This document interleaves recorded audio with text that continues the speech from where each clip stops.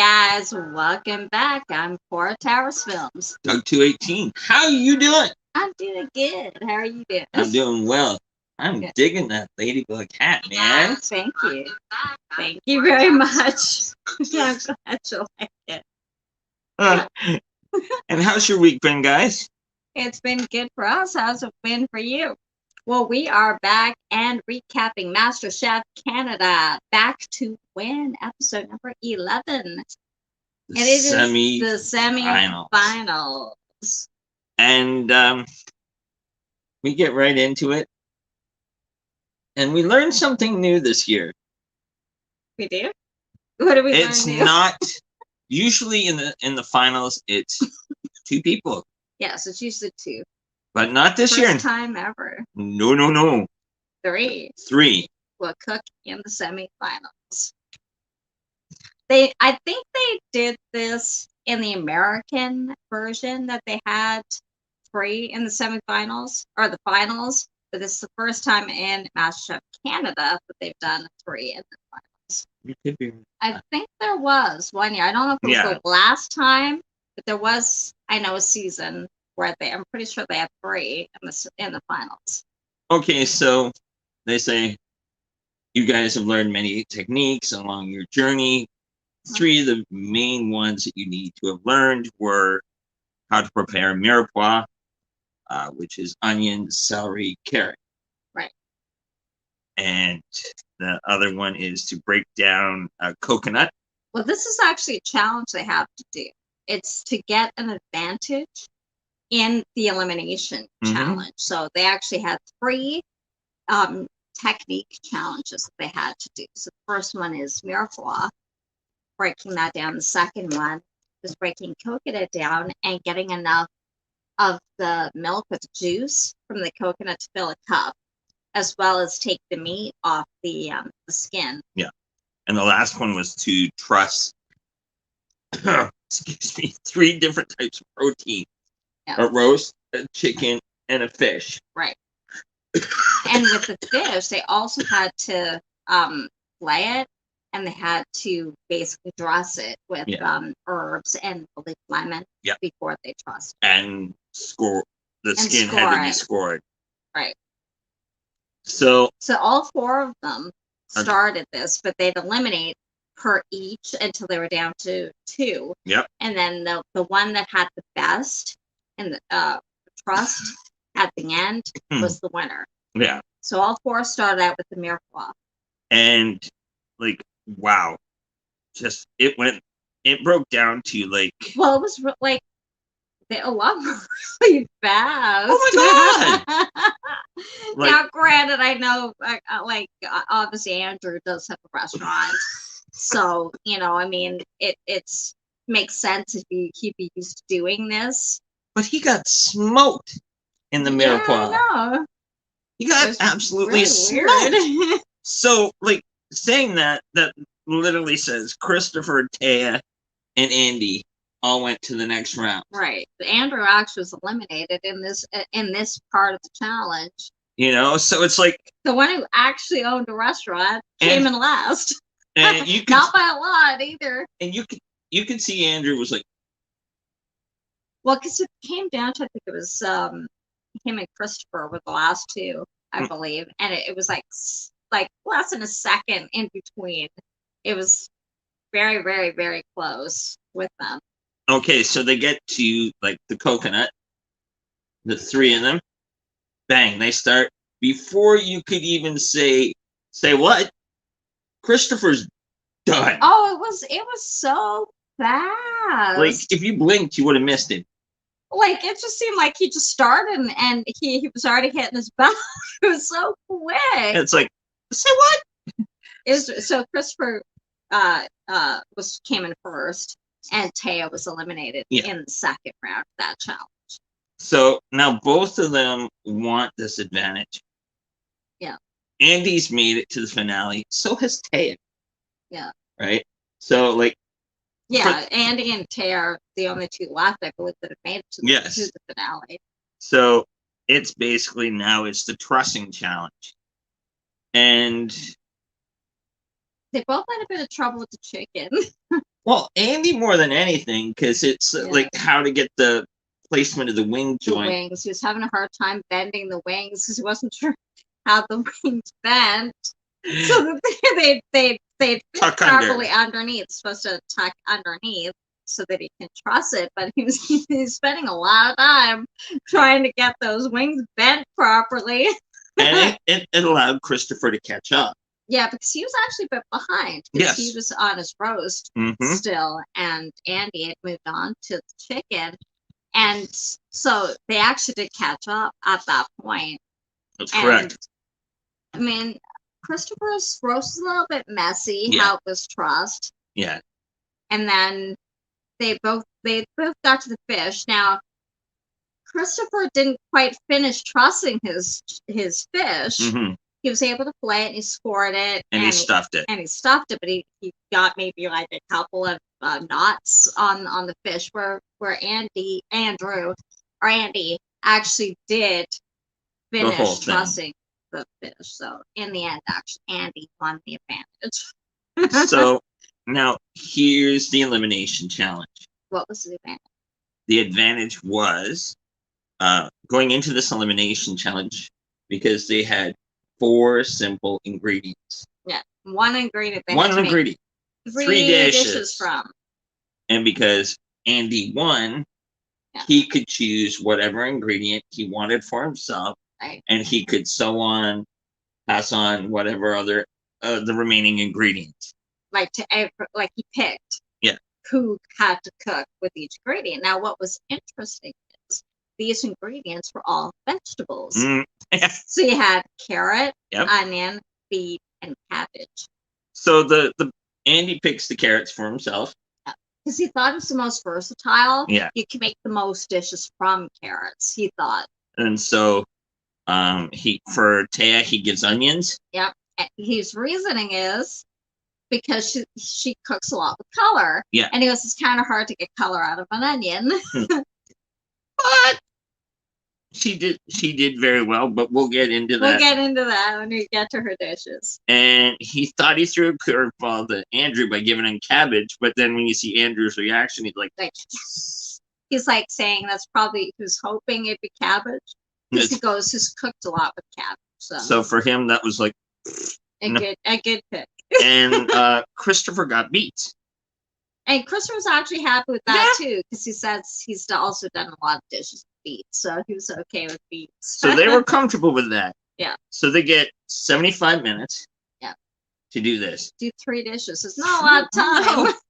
And so they get going. Andy's idea is a carrot dumpling, a carrot curry. Yeah.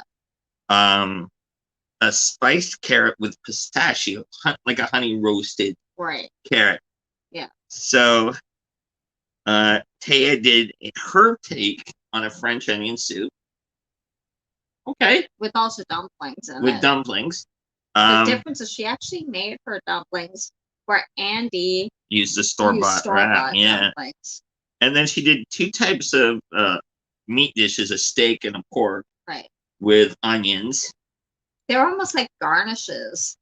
Yeah. Really, whereas the even though the onion was the star, she had like pork roast, and the other's like a sirloin. Yeah. And with like onions as a garnish. So Andrew did like a take on cabbage rolls because he said his mother used to make cabbage rolls all the time.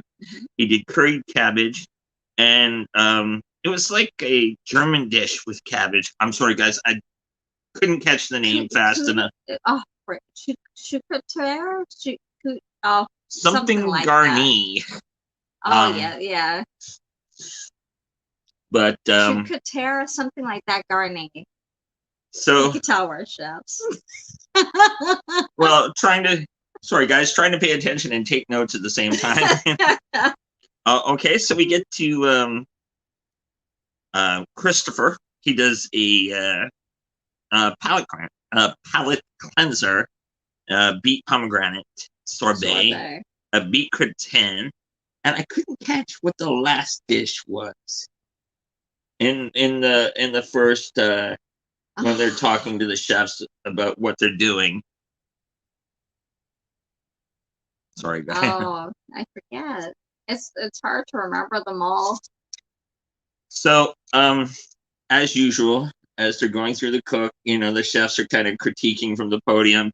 They're like, Christopher's in the weeds again, because he does tend to have trouble with time management. Well, because they've told him he has to self-edit, you can do great things. Oh, no, that was his, I was thinking it was the third dish, but that's not. But it doesn't need 650 components. Yeah. Maybe just 6. So finally, like, the clock counts down and they say, that's it. Mm-hmm. Well, at one point, Taya's pork roast was undercooked. Mm-hmm. And so she was worried a little bit about that, but she was able to get it cooked perfectly. Due to editing, it seems like there's far less time that they actually have, because it's funny. It was like she's saying, "Oh, my pork roast is undercooked and stuff," and then they're like, "A minute left. You got a minute left for plating," but it's actually probably more like 5-10 minutes she actually had to plate, because it was cooked perfectly, and it needed at least another 5 minutes. You could tell. So Andy is the first one called up before the 3 of them. So Alvin tastes his dumpling. He gives him a good compliment, but kind of goes, so did you make the wrappers? Andy's like, no, short of time. Well, because like you said, it was one sacrifice he thought he had to make so we have enough time. Of course. He was hoping the flavors would make up for the fact that he used store-bought dumplings. He said but they did like it. He said the filling was good. It was flavorful. But they got to give him some sort of critique on something. They got to kind of pick. Well, they give him more than just that. Michael's the next to come up. Well, no, what else was it on his that they could say it wasn't just the store bought? It was something else that there was I think the flavor I thought on one of his dishes they thought was a bit muted.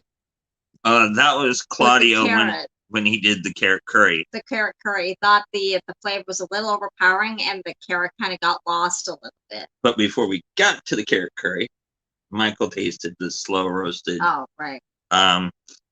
The slow roasted carrots. He said it was great. The taste popped, the crackle of the pistachio, but he would have liked like a vinaigrette made from the cooked carrot to kind of elevate it just a little bit. Right. So that was a good, good critique. Not too bad. Not too bad. No. Claudio was more like the hammer on him, and like pretty much on all of them, really. Oh yeah. Claudia's like, I don't get the carrot taste. Not in the curry. Not in the curry. The curry flavor's overpowered. Too overpowered. Yeah. So. But he said it was a smart dish if there was a bit more carrot flavor to it. You just got lost in the. Yeah, because curry can be pretty powerful flavor, and carrot can be pretty subtle, so maybe not the best pairing. Well, maybe it would elevate the carrot a little bit. And you can kind of see he's kind of like, oh crap. Well, he kind of agreed, like he said, so it wasn't bad, like critique. So Taya gets called up next. So the first one she did was a sirloin beef with a medley of onions. Michael gave kind of a mixed comments on it. The beef looked good, but the onions, the texture of the onions were kind of a little off-putting, I think. Well, wasn't that the one where she had the ring? Oh, that was the onion stuff in the middle. Yeah, that was the first dish. They liked the flavors in that because they could get the onions and all that kind of stuff out of it. The one that she had the most critique on was I think it was the pork. The onion pork dish, because really, like he said, there was like she just had like an onion ring and a bunch of cut different onions in the middle, and he said it just kind of didn't make. It was just kind of there. It was almost a really. Yeah, like you can maybe be more creative with the onions instead of just kind of plopping, like chopping them up kind of thing, and plop in the middle of the onion ring kind of thing. And so, But otherwise, he thought it yeah. cooked well and the flavors were good. It's just kind of not that creative. Alvin comes up. He's the last taste for her, and it was her take on the French onion soup. Right. He loved it. He said like the dumplings were good, well cooked. Yeah. He even appreciated the fact that she made her own dumpling wrap. Yeah. So she got pretty good reviews. Pretty good reviews. Okay, then we get our resident baker man. Yeah, Christopher. He does his first dish is the palate cleanser. That was the last one that Claudio tried. Yeah. Then we had the duck and roast beef. Well, Claudio tried and he didn't. He liked the taste, but not the texture. Yeah, but he didn't like the texture, and he said he didn't quite get it because he thought there was too much going on with the dish. And he's saying maybe he's a little bit ahead of his time in thinking, kind of thing. Like he does too much, and maybe he should kind of step back a little bit and do a little bit simpler. Well, it kind of goes like with what we were saying with him being so his time management. He needs to self-edit. Yeah. You know. Because Alvin told him the same thing. Yeah. With another dish. Sometimes, enough is enough. Right. If you start overthinking it, then you lose it. So Claudio had tasted that, and like you had said, he kind of gave it it tasted great, but didn't really make a whole lot of sense. Yeah. And the texture was kind of. Yeah, I didn't really like the texture. That was the sorbet. Alvin loved the beet gratin. Mm-hmm. It's like I like how it was a smart idea how to cook the beets this way by slicing them almost like paper thin. Right. They got a fast cook on them. And he said the taste was really good. It showcased beet as it was supposed to. Star. And then Michael he did a duck and roast beet dish. First thing Michael says was, "How do you feel about the plating?" It was on a really small like plate. a square plate, and he said he ran out of time. And like we've said, this has been his issue. Yeah, time management. It has. But he liked the flavors. Michael liked it. He said, the duck was a perfect compliment to the beet, which was supposed to be the star. Right. And he said it's probably one of the first times that it actually tasted better than it looked. Yeah. Because a lot of times if it looked funky, it tastes funky. Yeah. And okay, Andrew's the last one. Now, Andrew did a lamb cabbage roll. Michael tasted it. He said it was good, but flavors were kind of subtle. Cabbage is very subtle flavor, and if you have too many other strong flavors with it, it can drown it out. And I think that's probably the case here. And there was another dish. It was a cabbage. Remember he did dumplings too. No, he did. Yeah, he did. Something called. It was a cabbage fakora. It's like a deep fried, like a cabbage ball. Yes. They like that. Claudio liked it. Claudio said, the spices were great. The cabbage was the star. Yeah. This was a well thought out dish. Mm-hmm. Now, his last dish was the one that we early in the episode. You're like, oh gosh, I did not. When I first heard it, I could say it. It's like couture. It's something like couture garni. If you guys know how to say it, you know what we're talking about. So, Alvin kind of dropped the hammer on him. He's like, okay, I know the dish typically has luncheon meat. Sometimes this dish has like hot dogs in it. Right. He goes, that's fine. That's not the problem. But right. he's like, the cabbage was undercooked, so it was still hard. Yeah, cabbage can be hard if it's not cooked properly. And it's a very German-based dish, so it had like a sauerkraut component. Because I think he actually gave a little bit of the history of the dish, saying it came from Germany to France.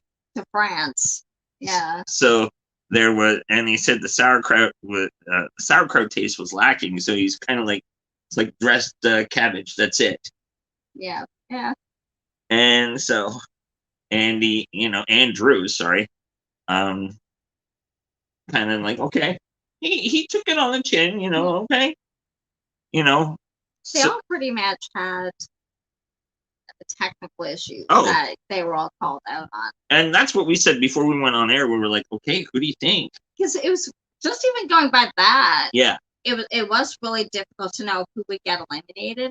true. Just because there wasn't anything really glaring on any of them. No. It was just kind of like, maybe not enough flavor here, or this is slightly undercooked, or Yeah. whatever. So it's nothing really glaring on any of them, and they all had some kind of technical issue. So it's really difficult to know Yeah, who would actually get eliminated.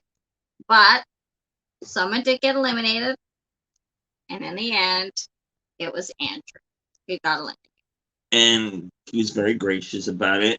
I think it almost seemed like he kind of had a feeling. I think so.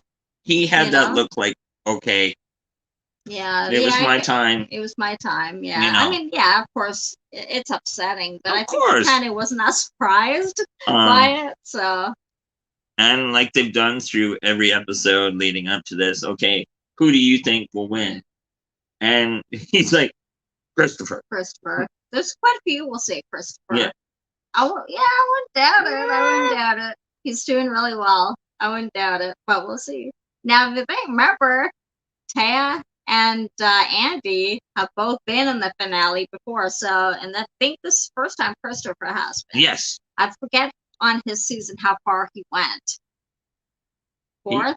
So he got pretty close. He got pretty close. So he got to almost this point last time it was on. So, but we'll see. He's going against two former finalists, so we'll see.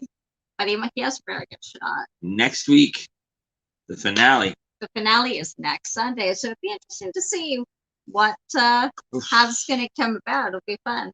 I don't know who to really put. If I was a betting man, I don't know who I'd bet on, because all three of them are really strong cooks. Well, considering two of them have been in the finale before, Mm-hmm. and then Christopher is also an exceptionally good cook. I mean, he said one of the reasons he wanted to come back is to prove it's not just a baker. Yeah. Because that's what he's mostly known for. To prove he could do savory. But he can do savory. He's proving he can do savory. So for sure. You never know. He's a very good shot at winning this. So what did you think of the episode? I thought it was interesting. I mean, it was cool. Like when they do the technique challenge. Yeah. You get to see how fast, not even just how fast they're able to do it, but how well they could do it, and then exactly.